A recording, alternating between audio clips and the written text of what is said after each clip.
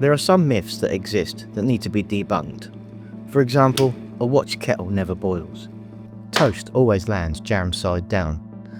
And I can't catch a fish lately. I started the day as always with fitness. Yeah, fitting this bacon and sausage sandwich in my mouth. It was beginning to look like Groundhog Day. Day after day, cold, miserable, and finding inspiration was nigh on impossible, until a couple of half-decent evenings looked promising. A short weather window, and the tides looked okay too. So I began to hatch a plan, 2 trips back to back. Yes, they were evening sessions, and yes, it was still February, but checking out the catch reports, fish were being caught to those who could be bothered to make the effort. I prepared by making a few rigs, the 2-hook clip downs, pulley rigs, and the reels received a little overhaul as well. I decided my first session would be on familiar territory, the coffee cup.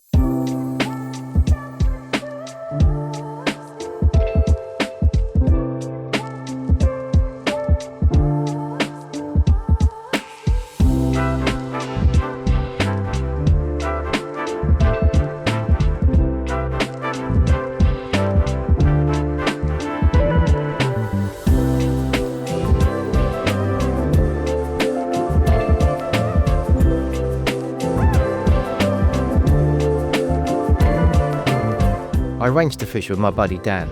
You might know him as South Coast Angler. He's the one who always seems to catch more fish than me. He got down to the beach about an hour before I did. I could hear the swell from the car and feared the worst. 2 casts in, and both times my rigs were thrown around in the surf like they were in a washing machine and came back tangled. I didn't have my tripod butt cups with me and couldn't get my rod tips high enough to clear the churning surf. Needless to say, I ended the session early.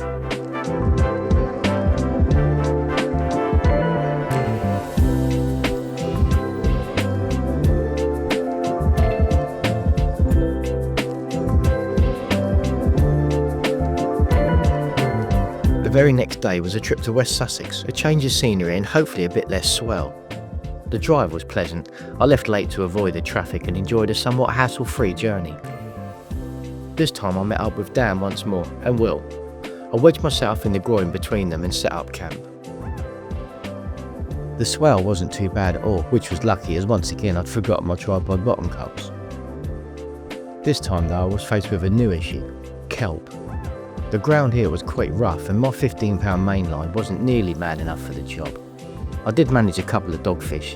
About half an hour in and some lost tackle saw yet another session cut short, and a valuable lesson learnt in the process. I did however manage to get some casting practice in. I'm working on a rollover cast and it's not going too badly.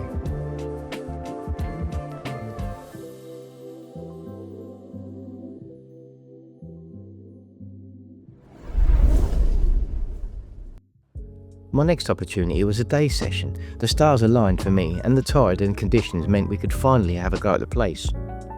Dan and I had been discussing the idea of getting down Brighton way for a while. The Plaice had been showing in 1s and 2s, and with bright sunshine and late winds forecast for a few days, we were rubbing our hands together. Leading up to the trip, I prepared the reels, made the rigs, booked a day off work, and dearly hoped that this trip wouldn't be yet another failure.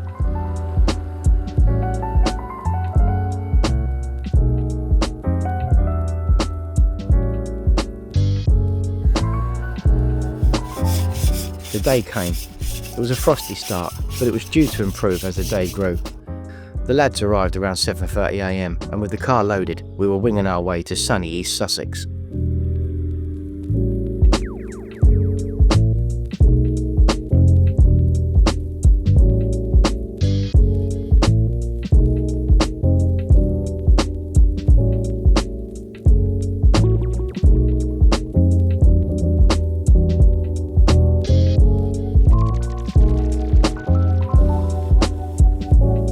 After a brief stop at Lagoon Bait and Tackle for some fresh black lug, we arrived somewhere around 9:30 and made our way down to the beach. We situated ourselves roughly halfway between the banjo and the pier. I set up with my 2 favourite rods, the Tronics Pro Competition Blackouts, and opted for the Achios Shuttles with fishing at distance to plan. I had a variety of rigs with me. 2 hook loop rigs, 3 hook loop rigs, some 3 hook flappers, and a few single hook Bagnall bar rigs in case I wanted a few extra yards. Baits included the 3 wraps of fresh blacks I got from Lagoon, along with a few wraps of frozen blacks, some limpet and a few bits of squid.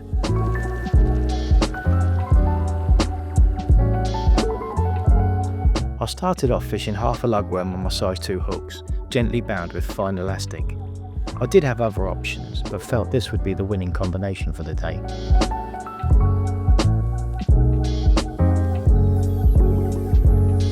For a day that started off with scraping ice from the windscreen, it transformed into an absolutely glorious one. A perfect spring day with sunshine, a light breeze and a perfect sea state. The water looked really clear too, and we felt sure we could get amongst the early run of Plaice.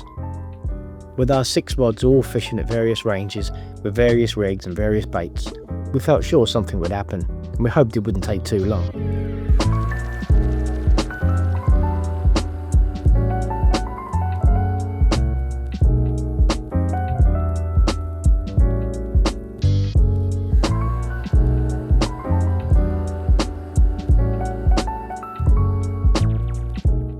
It was so nice to be back out fishing and filming during the day.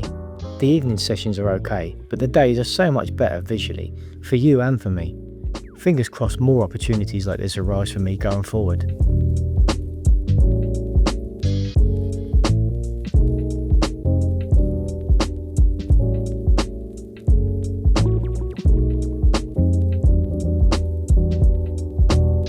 The first cast I gave 20 minutes to see how the bait would come back, etc.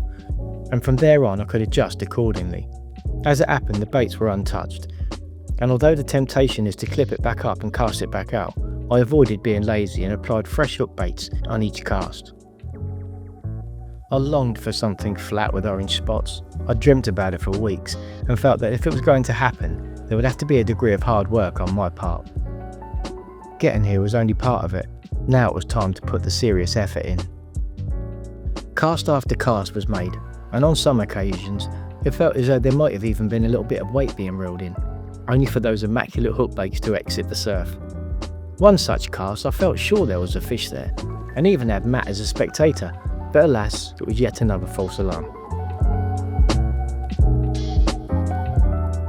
As it was such a lovely day, it was inevitable that there would be boats out in front of us, some of which seemed to be within casting range. It'll always be a popular spot in the spring, with folk coming from miles to fish Brighton for the place.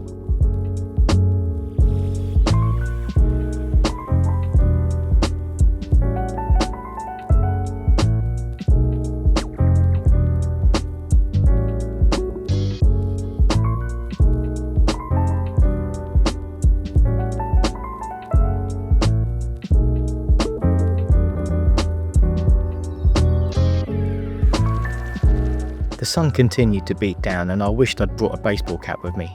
This certainly wasn't beanie weather, and my shiny head was in danger of getting burnt. Further along the beach, however, there was some action, although I don't think it was the kind of action Dan really wanted.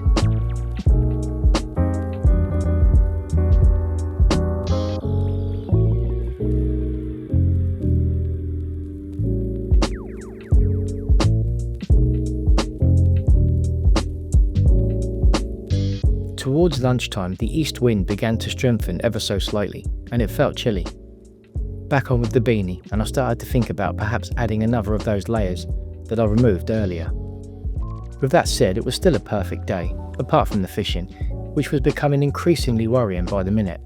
It was only an hour from high tide, and I'm never confident fishing the ebb.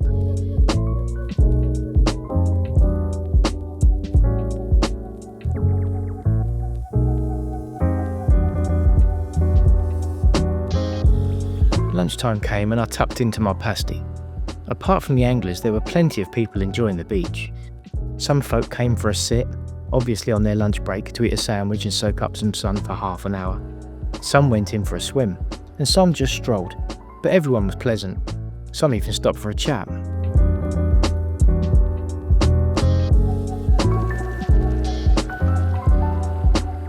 Shortly after lunch, I wound in and felt some weight, more weight than usual, and it was constant all the way in. I didn't want to tempt fate and shout anything out to anyone, but it felt promising. Although it was a small one, it was the target species and I was thrilled, so thrilled. A spring Plaice, exactly what the doctor ordered. I popped the hook out and returned the beautiful little fish back to the surf and recast the rod. That capture felt good, really good. We didn't have too much time left, and to pull it out of the bag late on was a right old stroke of luck.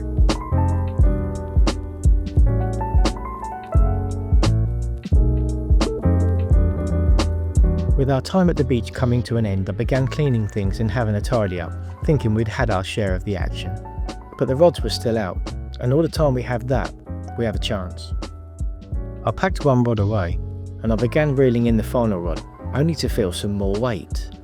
I'd noticed one or two little rattles on the rod tip, but passed them off as wind. Yet another wonderful little Plaice was brought to shore, and on the way back up the shingle I couldn't help having a little dance.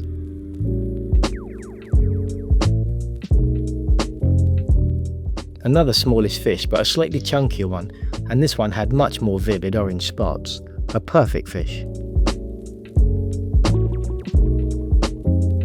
And that was it. With 2 fish landed right at the death, it was time to break camp and look forward to the drive home with the lads. Yes, it might have been a slow day, and Matt and Dan failed to catch on this occasion, but we had a great boys' day out, banter and laughs on the way down, a chilled day out on the beach, and an equally enjoyable journey back, listening to some tunes and planning future trips. The Plaice fishing has only just started, so I have no doubt we'll be out for them again.